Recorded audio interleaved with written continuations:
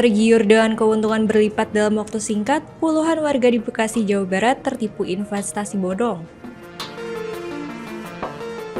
Seorang warga yang merupakan admin dan mewakili 20 korban dugaan investasi bodong pada Sabtu 16 September melaporkan kasus ini ke Mapolres Bekasi Kota. Diketahui, motif yang digunakan terduga pelaku dalam menipu para korban adalah dengan alasan bagi hasil dalam waktu singkat dari penjualan sawit. Para korban menyetorkan sejumlah uang kepada PT Naufis dengan jumlah uang yang bervariasi mulai dari Rp20 juta hingga Rp50 juta. Sebagian korban lain bahkan menyetorkan investasinya hingga Rp1 miliar kepada terduga pelaku untuk mendapatkan keuntungan. Para korban umumnya tergiur dengan keuntungan 50% setiap bulannya yang ditawarkan sebelumnya. Namun setelah uang disetorkan, korban justru tak kunjung mendapatkan keuntungan. Kuasa hukum korban menyebut jumlah korban lebih dari 1.000 orang yang tersebar di berbagai daerah. Selain di Bekasi dan Jakarta, korban juga berasal dari luar Pulau Jawa dan kerugian ditaksir mencapai Rp20 miliar.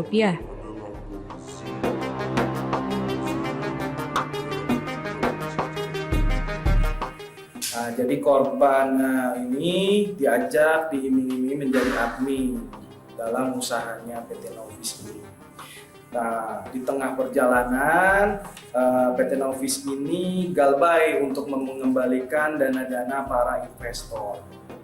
Lalu pas diklarifikasi ternyata Rifana Ratnasari Kota ini melakukan namanya Ponzi, usaha bisnis Ponzi, yang mana korbannya ini kurang lebih ada 40 orang admin dan para membernya ratusan.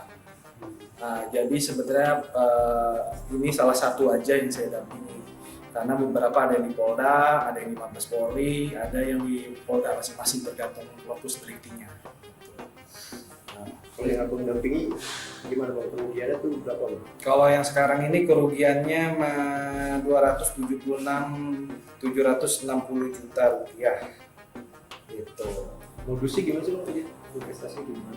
Modusnya itu investasinya pertama ditawarin misal lemari, ntar invest sekian, besarannya berapa, dikembalikan berapa, dan dijanjikan modal balik itu.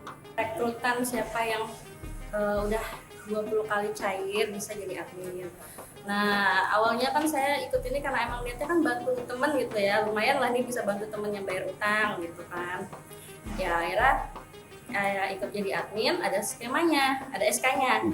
SK-nya itu kayak misalnya saya ini harus bawa member gitu kan. Terus minimal kalau misalnya 3 hari nggak dapat itu langsung di-cut gitu kan. Akhirnya saya masuk, saya dapet juga gitu kan, masih berjalan mulus nih gitu. Cuma kan ada waktu saya mau berhenti itu, waktu itu tanggal 19 Juli itu kan kita sempat mandek ya pencairan itu.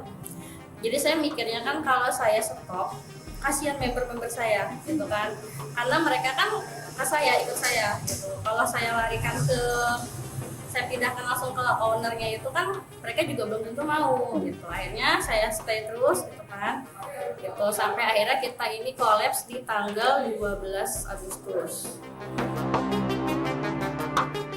Terduga pelaku sebelumnya sempat menjanjikan penggantian uang ganti rugi kepada ribuan korban. Akan tetapi janji pengembalian tak kunjung dilakukan dan korban kesal hingga akhirnya melapor ke pihak berwajib.